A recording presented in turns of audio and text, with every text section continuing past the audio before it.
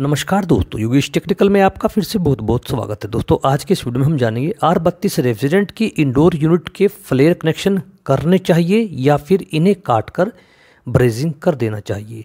आज इसी विषय को मैं इस वीडियो के माध्यम से आप सभी के साथ शेयर करूंगा और आप भी अपने सुझाव दे सकते हैं। और मैं आपको यह अभी बता देता हूं कि मैं जब भी किसी R32 रेफ्रिजरेंट की यूनिट को इंस्टॉल करता हूं तो उसकी ब्रेजिंग ही करता हूं, मैं वहां पर फ्लेयर टाइट नहीं करता। सबसे पहले मैं आपको यह बता देता हूं कि R32 रेफ्रिजरेंट A2L कैटेगरी की है, यानी कि ये एक मध्यम दर्जे की फ्लेमेबल गैस है। इसमें एक शब्द कंपलसरी है, फ्लेमेबल, यानी कि ये जल जाती है इसके समान परिस्थितियों के अनुसार। ये R32 यूनिट के इंडोर की पीसीबी है जो लगभग पूरी तरह से कवर्ड होती है, आपने भी देखा होगा।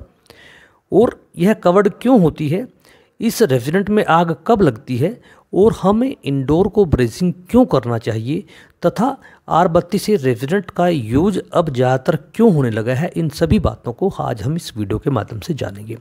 अभी हमने इस इंडोर के इन फ्लेयर्स को काट दिया है, हम यहाँ से इन्हें ब्रेज करेंगे। ये एक बेडरूम है और इसमें लगभग जो पाइपिंग है वो अंडरग्राउंड है। कुछ दोस्त इस कृत्य यानी कि इस काम की आलोचना करते हैं, क्योंकि मैंने कई वीडियो में पहले भी बताया हुआ है कि हमें R32 के इंडोर को ब्रेज ही करना चाहिए। और यह वीडियो उन कस्टमर्स के लिए भी है जो R32 की यूनिट अपने घर में लगवाते हैं। उन्हें भी मैं एक विनती करना चाहूँगा कि आप भी जब R32 की यूनिट अपने घर में लगवाते हैं, स्पेशली स्प्लिट एयर कंडीशनर, तो आपको टेक्नीशियन से जोड़ देकर इन फ्लेयर्स को ब्रेज करवा लेना चाहिए, नहीं तो आप किसी संकट में पड़ सकते हैं कभी ना कभी। क्योंकि लगभग जो हमारा रेफ्रिजरेशन का जो कार्य है हमारे देश में, वो अभी तक इतना रेगुलाइजेशन यानी कि सरकार के कंट्रोल में नहीं है। इसी वजह से हम टेक्नीशियंस अपनी मर्जी के मुताबिक ही काम करते हैं, ना कि किसी रूल रेगुलेशन के माध्यम के द्वारा। इसलिए कस्टमर से मैं कहना चाहूँगा कि आप अगर R290 R32 के यूनिट स्प्लिट एयर कंडीशनर को लगवा रहे हैं तो इसके जो इंडोर यूनिट की पाइपें हैं उन्हें ब्रेज ही करवाएं। वो क्यों, वो अभी आगे मैं आपको वीडियो में एक्सप्लेन करूँगा। दोस्तों मैं आपको बताना चाहता हूं कि R32 रेफ्रिजरेंट 2014 से जापान में तोशिबा कंपनी इस्तेमाल कर रही है और काफ़ी सफलता से ये अपनी सभी डोमेस्टिक उपकरणों में इसका यूज़ कर रही है। तो R610A जब फेज आउट हो जाएगा तो R32 ही कंपलसरी गैस हमारा जो डोमेस्टिक एयर कंडीशनर है उनमें ज़्यादातर यूज़ करने वाला हो जाएगा। दोस्तों ये 30% कम लगती है R610A की तुलना में और ये कार्बन का उत्सर्जन भी लगभग 70% कम करती है। R32 का इस्तेमाल अब हर कंपनी इसलिए करती है क्योंकि दोस्तों ये 0 ODP है, यानी कि ये हमारी ओजोन परत को बिल्कुल भी शरण नहीं करती और इसका ग्लोबल वार्मिंग पोटेंशियल दोस्तों 672 है, जो R22 और R610A की तुलना में काफ़ी कम है। R610A का जो GWP है वो 2090 है और R22 का GWP 1810 है। R22 अब लगभग फेज आउट हो चुकी है, बस कुछ ही वर्षों की ये मेहमान है। तो ये एनर्जी एफिशिएंसी एक सिंगल गैस है और ये जहरीली भी नहीं होती, लेकिन आपको पता होना चाहिए चाहे वो A2L कैटेगरी की हो या फिर पूरी तरह से A3 कैटेगरी की गैस हो, उसमें थोड़ा ही डिफरेंस होता है इनके जलने में। इन दोनों में वो परिस्थितियाँ होती हैं जब आग लग जाती है, यानी कि दोस्तों रेफ्रिजरेंट यानी कि हमारा फ्यूल एक रेफ्रिजरेंट है और उसके बाद ऑक्सीजन आपके आसपास हर जगह है और फिर उन दोनों को एक ट्रिगर, एक स्विच की ज़रूरत होती है, वो हम पैदा करते हैं हमारे दिनचर्या के कार्यों से। आपको मैं बताना चाहता हूं कि दोस्तों ये R290 या R600 की तुलना में ऐसी गैस नहीं है कि आप किसी स्विच को दबाएंगे और उसकी स्पार्किंग से ये जल उठेगी। इसको जलने के लिए एक ओपन फ्लेम की ज़रूरत पड़ती है। लेकिन अभी आप ये इंडोर देख रहे हैं, ये अंडरग्राउंड पाइपिंग का है और कस्टमर ने अपने इस बेडरूम में काफ़ी पैसा खर्च किया है, लेकिन उसने गलती यहाँ पर कर दी।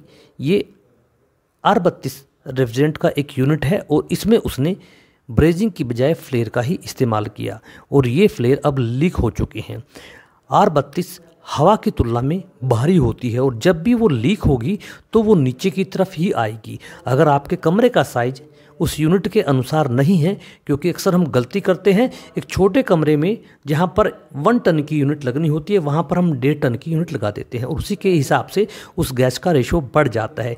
बाई चांस अगर आपकी लीकेज काफ़ी हैवी हुई, यानी कि मान लीजिए 1 मिनट में वो लीकेज इतनी बड़ी है तो 1 किलो गैस का रिसाव भी आपके कमरे में हो सकता है। और एक छोटी सी हल्की सी चिंगारी आपने स्मोकिंग के लिए माचिस को जलाया, या फिर आजकल हम एक खतरनाक इक्विपमेंट यूज़ करते हैं हमारे घरों में जो मच्छर को मारने वाला रॉकेट होता है, अगर आपने वो भी गलती से यूज़ कर लिया और आपके कमरे में R32 रेफ्रिजरेंट लीक हो चुकी है और ये नीचे फर्श पर फैल जाती है, क्योंकि इसको टाइम लगता है ऊपर उठने के लिए, और अगर आपके कमरे में एग्जॉस्ट फैन नहीं है या वेंटिलेशन अच्छा नहीं है तो ये वहाँ पर पड़ी रहेगी। और जैसे अभी आपने देखा, कोई भी चिंगारी ओपन फ्लेम होते ही ये पूरी तरह से फैल जाएगी, क्योंकि इसकी दोस्तों स्पीड ज़्यादा होती है फैलने की। इसलिए आप जब भी R32 यूनिट के इंस्टॉलेशन कर रहे हो तो हमेशा उन्हें ब्रेजिंग ही करें। ये आपके लिए और आपके कस्टमर के लिए काफ़ी महत्वपूर्ण है। कई बार हम सोचते हैं कि हमारा फ्लेयर बनाने का टेक्निक बहुत अच्छा है, लेकिन दोस्तों ये टेक्निकल चीज़ें होती हैं और कोई ना कोई एरर आ जाता है, चाहे वो पाइप में आए या फिर हमारे कार्य के दौरान हमारे कार्य में आए। अभी एक फ्लेयर आप देखिए, हल्का सा ये कटा हुआ है किनारे से और काफ़ी माइनर लीकेज यहाँ से हो चुकी है। अगर ये R32 की यूनिट होती तो समझ लीजिए कि एक बेडरूम के लिए ये एक विस्फोटक का काम करेगी। इसलिए मैं आपसे और कस्टमरों से भी निवेदन करना चाहूँगा कि जब भी आप R32 की यूनिट लगाएं या R290 की यूनिट लगाएं तो आप फ्लेयर की जगह ब्रेज ही करें। ये बहुत ज़रूरी है हमारी सुरक्षा के लिए, हमारे कस्टमर की सुरक्षा के लिए। तो दोस्तों आपसे फिर हाथ जोड़कर विनती है, R32A यूनिट हो या फिर R290A यूनिट हो, उनके इंडोर को आप हमेशा ब्रेज ही करें, क्योंकि ये फ्लेमेबल गैस हैं और हमारी अगर छोटी सी गलती या एक बैड प्रैक्टिस किसी बुरे हालात को जन्म दे सकती है।